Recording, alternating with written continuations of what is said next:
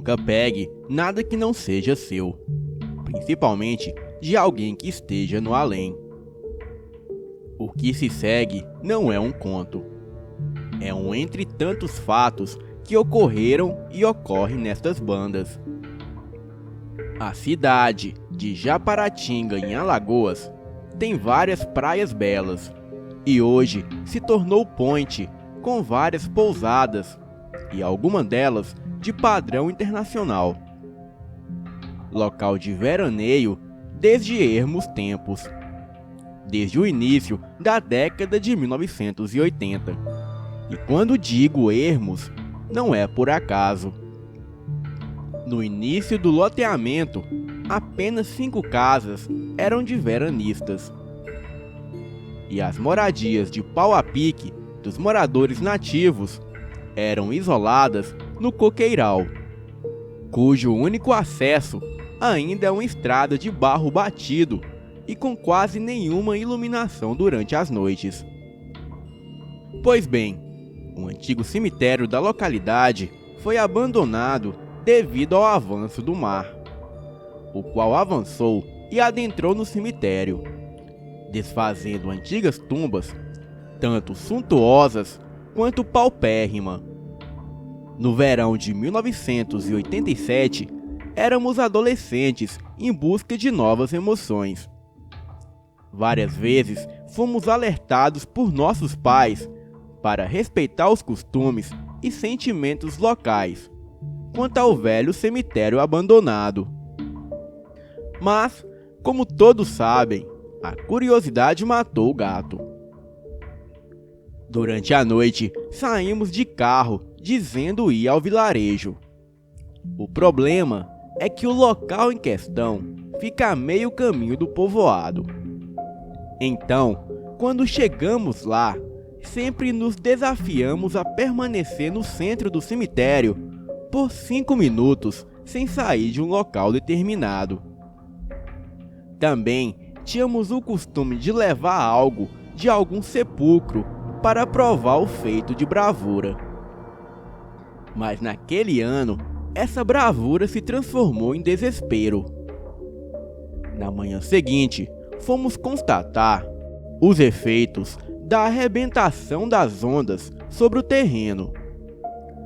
Parecia um campo de ossos, caixões semi-enterrados na barreira, pelvis, cravículas, costelas, vértebras e tudo quanto se faz necessário para montar um esqueleto. E tudo isso espalhava-se pela areia da praia. Mas faltava o principal: crânios. Vasculhamos palmo a palmo e nada. As meninas, mais afoitas, debruçavam-se sobre os restos de ossos e cavavam em busca do troféu. E tanto fizeram que conseguiram. Bem, estava na água rasa.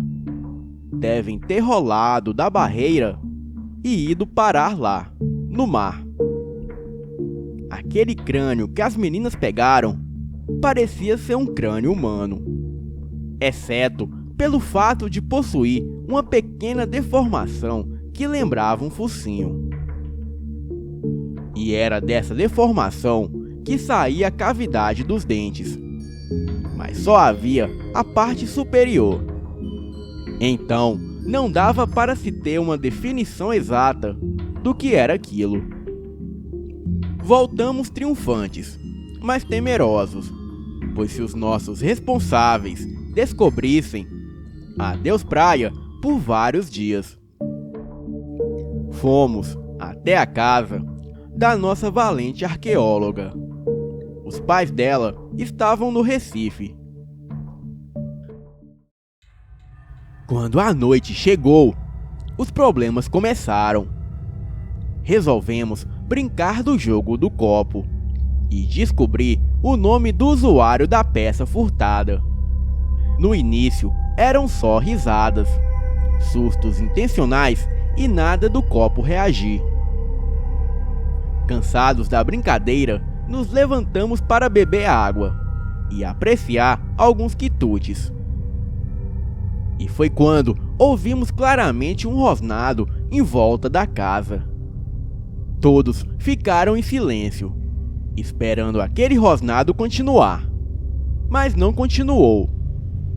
Então, pensamos que talvez fosse um cachorro perdido por ali, e continuamos com a sessão. Do grupo inicial de 12, restavam apenas 7 querendo ir adiante com a sessão. Reiniciamos com as perguntas básicas. Tem alguém aí? Você é da luz ou da escuridão? E o copo não se manifestava. Bem, desistimos da concentração e começamos a conversar.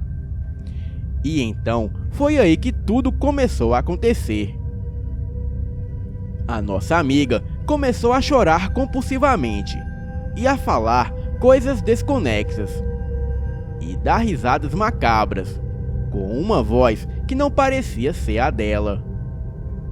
De súbito, ouvimos um estrondoso uivo vindo da direção dos coqueiros, açoitados pelo vento forte. As janelas de madeira reagiam com a pressão do vento, e a areia penetrava pelas frestas. A luz ficou fraca, deixando tudo amarelado e penumbroso. Nos amontoamos no canto da sala, e só a nossa amiga permanecia sentada à mesa. E naquela lamúria, a janela se abriu. O ferrolho havia se desprendido da madeira.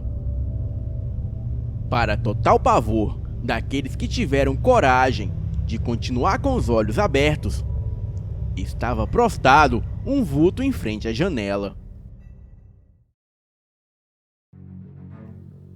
Era uma noite escura, mas aquela sombra conseguia enegrecer ainda mais o ambiente.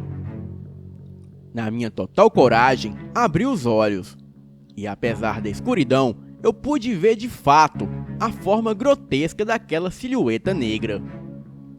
Pois a luz, apesar de fraca, ainda clareava o suficiente lá fora. Aquilo era uma criatura grande e peluda, com pelos negros que cobriam todo o seu corpo. Os seus olhos eram vermelhos, e das suas patas saíam enormes garras. Da sua boca entreaberta saltavam enormes presas pontiagudas, ao mesmo tempo que escorria uma baba por entre os seus dentes. Aquela coisa rosnava e urrava ao mesmo tempo. Pasmados, vimos a nossa amiga parar de soluçar, levantar-se e ir até a janela. Ela jogou o crânio na direção da criatura, que ainda permanecia ali, imóvel, nos observando. Em seguida, ela fechou a janela.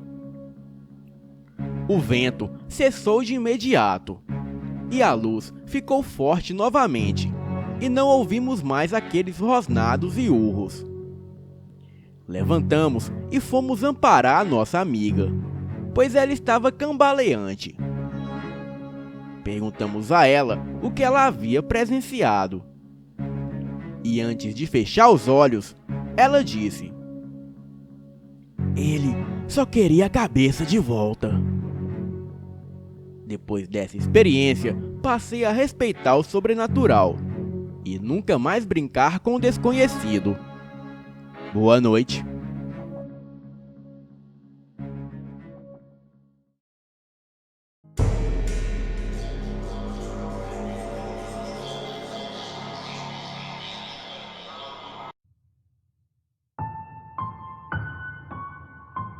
Havia me mudado para um apartamento de 2 quartos e ainda estava acabando de decorá-lo. Cheguei em casa tarde da noite e tomei um resto de café meio morno, que ainda estava na garrafa térmica. E em seguida me joguei na cama de tão exausta. Ainda por cima, estava um dia daqueles frios de rachar que faz no Rio de Janeiro, quando vem aquela frente fria. Logo, tratei de me enfiar nas cobertas e dormir. Eu havia desligado a luz e estava retirando um par de brincos da orelha. E ainda sentada, recostada na cabeceira da cama, quando eu fiquei atônita com um barulho de sapato de salto alto vindo da sala e entrando pelo corredor do apartamento. E logo depois, uma forma humana de uma mulher entrando no quarto. Eu fiquei simplesmente apavorada com aquela cena. Aquele espectro vinha bem lentamente e jogava a cabeça para trás como se risse. Porém, estava muda, e o único barulho era do salto alto que fazia no chão. Aquela coisa ficou parada no batente da porta, e em seguida voltava em direção à cama, e voltava para a porta e abria a boca como se fizesse gargalhadas, mas sem emitir som algum. Fiquei petrificada. Conseguia ver que era uma mulher, porque embora fosse de noite, passava uma leve iluminação do lado de fora, mesmo com as cortinas fechadas, e a janela também estava toda fechada, por causa do frio intenso. Aquela mulher tinha cabelos compridos, escorridos e pretos, e parecia que vestia uma camisola. Vinha do batente da porta e jogava a cabeça para cima como se desse uma gargalhada, e vinha na minha direção. A vontade que me deu foi de quase pular a janela, de tamanho meu pavor. E logo depois, lá pela quarta vez que ela fez isso, ela me olhou novamente e fechou a cara. E agora a sua cara era de mar. Ficou ali parada mais alguns instantes me olhando, e depois saiu em direção ao corredor. E logo depois tudo ficou em silêncio. Fiquei ali mais um tempo petrificada e em quase estado de choque. Depois de um tempo, eu tive coragem para esticar o braço e acender o abajur. Ao ver a claridade, eu fiquei mais aliviada. Porém, estava muito apavorada ainda. Mas, afinal, o que era aquilo? A porta do quarto bateu com violência. E depois de bater a porta, aquilo voltou batendo com grande violência também na parede do quarto. E a porta voltou a ficar escancarada. E novamente o barulho de salto alto começou lá da sala. E novamente o barulho de salto alto começou lá da sala. Eu quase morri de tanto medo e pavor. Fiquei de olhos fechados e ouvi o barulho da fechadura da porta do quarto ficar se mexendo como se trancasse e abrisse várias vezes. Somente aquele barulho de cleque, cleque, cleque, abrindo e fechando. Eu não sei o que me deu, mas eu prendi a respiração e abri apenas um pouco os olhos e saí correndo da cama com a coberta e tudo. Cruzei o corredor e entrei na sala e voei para a porta de saída. E quando dei por mim, eu simplesmente havia descido 3 andares descalça e estava na portaria. O porteiro ficou sem entender nada e eu não conseguia ficar calma. Uma vizinha que chegava naquele momento resolveu chamar a polícia para ver o meu apartamento. Porém, nada foi encontrado e nem estava revirado. Somente a porta do apartamento aberta e o cobertor caído na sala quando eu precisei abrir a porta de entrada. Só entrei naquele apartamento novamente quando meu irmão chegou lá. E então eu subi com ele e fui me encontrar com os policiais.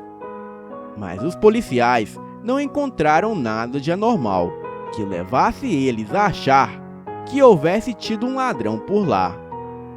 Mesmo porque não havia altura para escalar, e eu sabia que não era ladrão. Um dos policiais falou que às vezes ele ou a equipe de policiais era chamada para atender casos mais ou menos parecidos com o meu. Ele falou isso quando eu relatei exatamente o que ocorrera no apartamento. Aquele policial disse que acreditava no sobrenatural, pois já tinha passado por uma experiência similar. Fechei o apartamento e fiquei dormindo na casa de um colega durante 6 meses. E foi aí que vi que não tinha jeito, e tratei de aceitar a oferta da minha mãe para voltar a morar com os meus pais. Aquela imagem da mulher entrando no quarto e vindo na minha direção e jogando a cabeça para cima como se estivesse rindo, dando gargalhadas, e o barulho de toque-toque e do salto alto e da fechadura sendo girada, abrindo e fechando, não sai da minha cabeça até hoje.